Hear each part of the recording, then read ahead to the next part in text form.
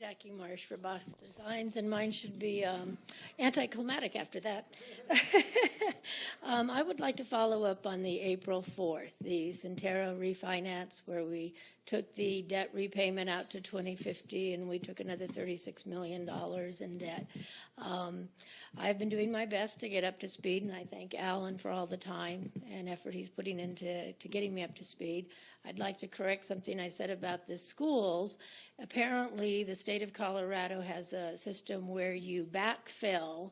So if an urban renewal authority district like the Centerra is keeping some of the tax dollars intended for schools, so we're not contributing enough, the state backfills it.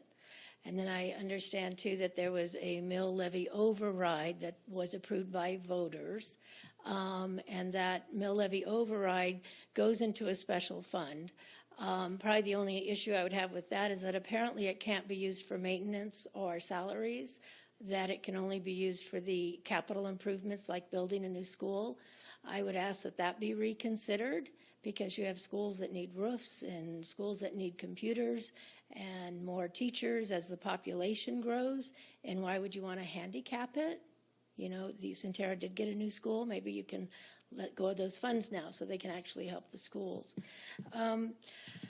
When I try to get my head around Centerra, I look at this as they got the sweetest deal this city has probably ever given. In 2004, we allowed them to claim farmland as blighted, giving them the best tax advantages. It was to be a 25-year period. They could borrow up to $100 million. They had 25 years to pay it off. And here we are halfway through that period, and the debt is at $186 million. And the debt after 2029 is going to fall to the property owners. So I need to understand how we got here, because we're asking downtown to take $70 million in debt. And here we have a cherry deal that's never going to be offered to anybody again. How could we have gotten this far behind with that cherry deal? So I would like an audit, and I asked for that before, because we need to understand. We need to explain to those property owners in 2030 why they are paying off the debt that should have been paid off in 2029. We need to explain. We also need to get some of the people that own those properties, like Promenade and apartments and commercial buildings, they need to be able to serve on that District 1 board.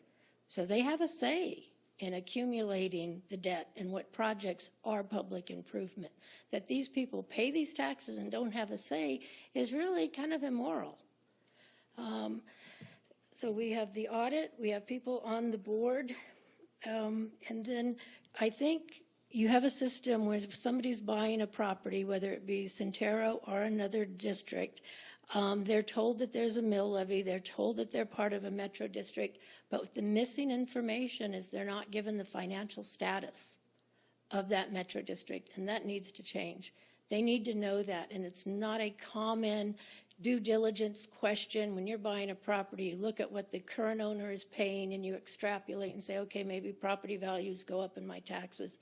They need to know that there's $186 million in debt hanging over their heads.